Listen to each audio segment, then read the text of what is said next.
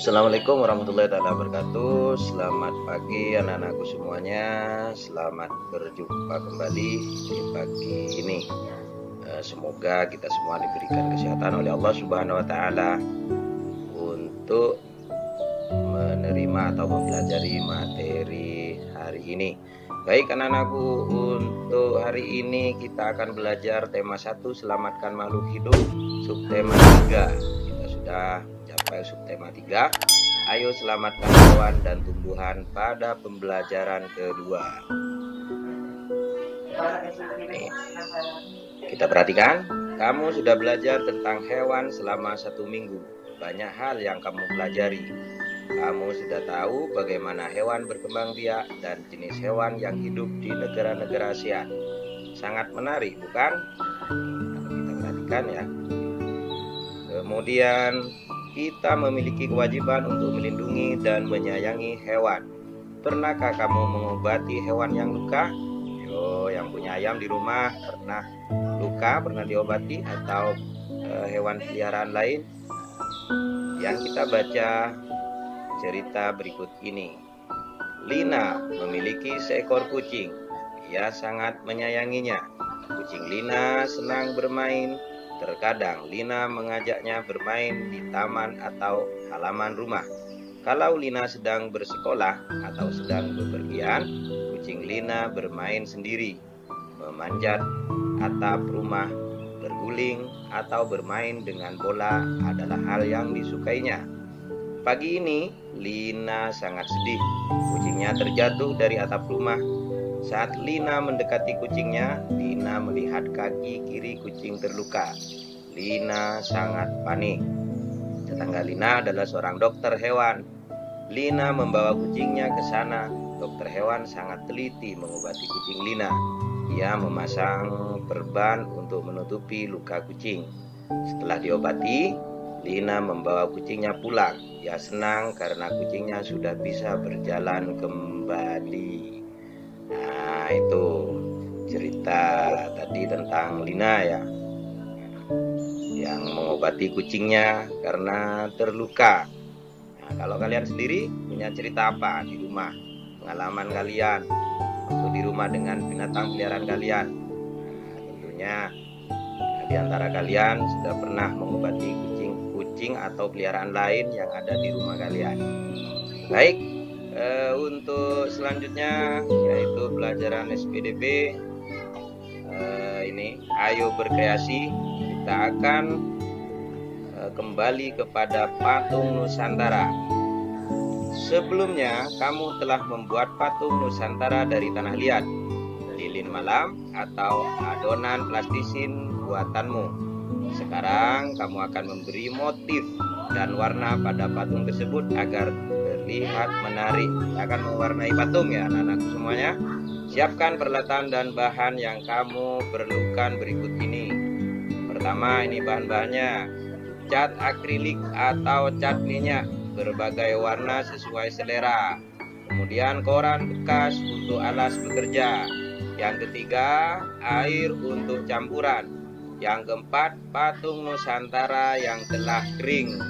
Siapkan patungnya, kemudian alat-alatnya kalian siapkan untuk mewarnainya.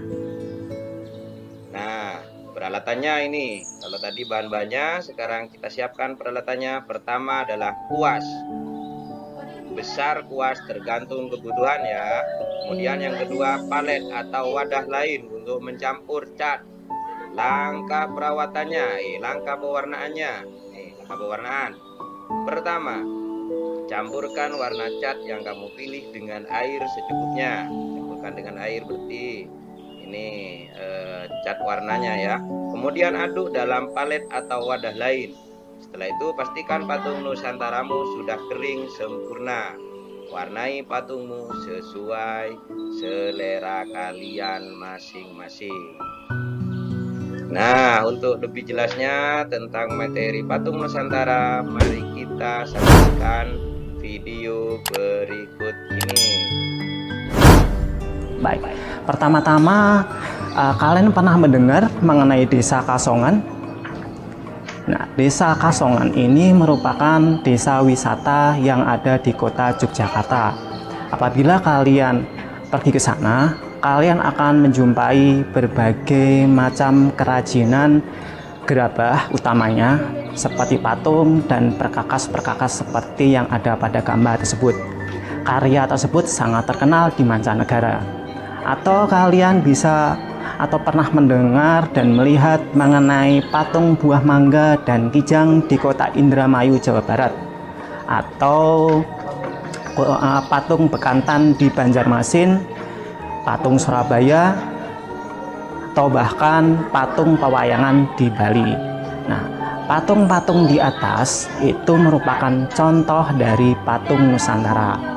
Baik, jadi apa itu patung Nusantara? Baik, patung Nusantara merupakan salah satu seni patung dari Indonesia. Seni patung ini sudah dikenal oleh bangsa Indonesia sejak berabad-abad yang lalu. Nah, bentuknya terinspirasi dari berbagai macam kekayaan alam yang ada di Indonesia, dari manusia, kemudian tumbuhan, buah-buahan, atau pewayangan.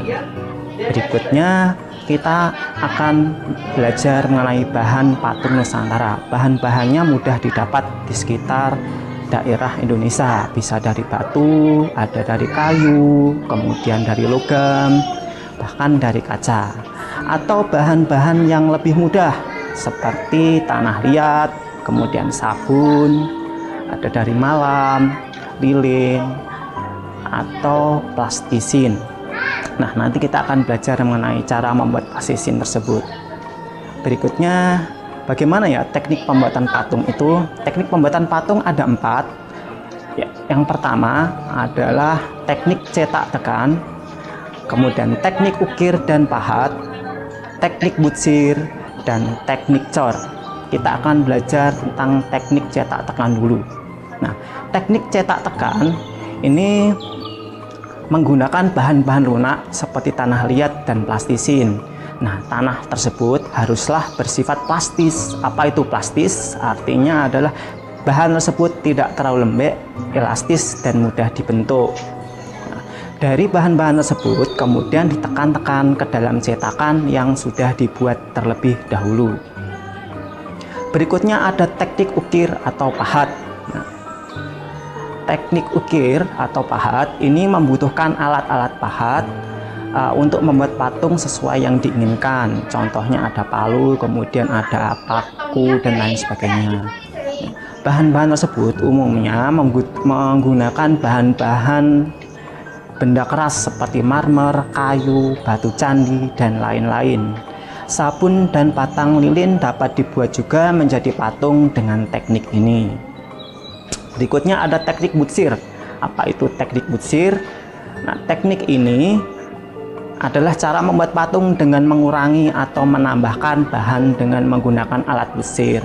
Alat butsir bisa kalian lihat di situ ada gambarnya, ada contoh-contohnya. Nah, bahan patung untuk teknik ini adalah bahan-bahan lunak seperti tanah liat atau plastisin. Berikutnya ada teknik cor. Teknik cor ini membuat patung dengan teknik cor, cetakan harus dibuat terlebih dahulu, lalu bahan adonan cor dituang ke dalam cetakan. Adonan cor bisa terbuat dari lilin atau logam cair yang dipanaskan terlebih dahulu.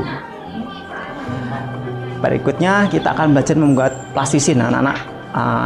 Kenapa membuat plastisin? Karena pembuatan plastisin itu mudah, bisa digunakan untuk membuat patung, dan otomatis bahan-bahan yang dibutuhkan juga mudah didapat di rumah. Pertama, apa itu? Kita membutuhkan 8 sendok tepung terigu. Kita butuh juga segelas air hangat, 2 sendok makan minyak goreng, kemudian 2 sendok teh pewarna makanan. Pewarna makanan bisa 1 atau lebih banyak lebih bagus. Berikutnya 4 sendok garam. Garam ini sebagai anti jamur anak-anak ya. Berikutnya bagaimana cara membuatannya? Pertama, campurkan terigu, garam, dan minyak goreng dalam wadah. Kemudian tambahkan sedikit pewarna makanan. Berikutnya masak dengan api kecil ini agar lebih awet ya anak-anak. Sebenarnya tanpa dimasak pun tidak apa-apa, cuma nanti efeknya adalah bahan lebih keras dan tidak terlalu awet. Nah, berikutnya setelah dipanaskan tadi, berikutnya kita gulung dan remas-remas adonan tersebut hingga bercampur dengan sempurna. Berikutnya, bentuklah pastisin menjadi beragam bentuk yang kalian inginkan. Contoh-contoh idenya ada disajikan di layar tersebut ya anak-anak. Oke. Nah, setelah kalian selesai membuat kerajinan, plastisin tersebut bisa kalian simpan di kulkas atau di lemari es agar tahan lama. Dengan cara tersebut, maka plastisin yang kalian buat bisa tahan sampai 2-3 bulan. Berikut. Nah, setelah kalian mempelajari semuanya, silahkan kerjakan tugasnya ya anak-anakku semuanya. Seperti biasa, tugas Pak Guru buat ke Google Form untuk dikerjakan di masing-masing HP Android kalian, dan soal-soalnya Pak Guru acak ya untuk menghindari kalian belajar kelompok di rumah selama masa pandemi COVID-19 ini. Kalian bekerja atau belajar mandiri di rumah masing-masing. Tugas akan Pak Guru kirim ke grup linknya yang kalian kerjakan, silakan. Untuk itu Pak Guru akhiri pelajaran hari ini. Wabillahi taufiq wal hidayah. Assalamualaikum warahmatullahi wabarakatuh. Tetap semangat.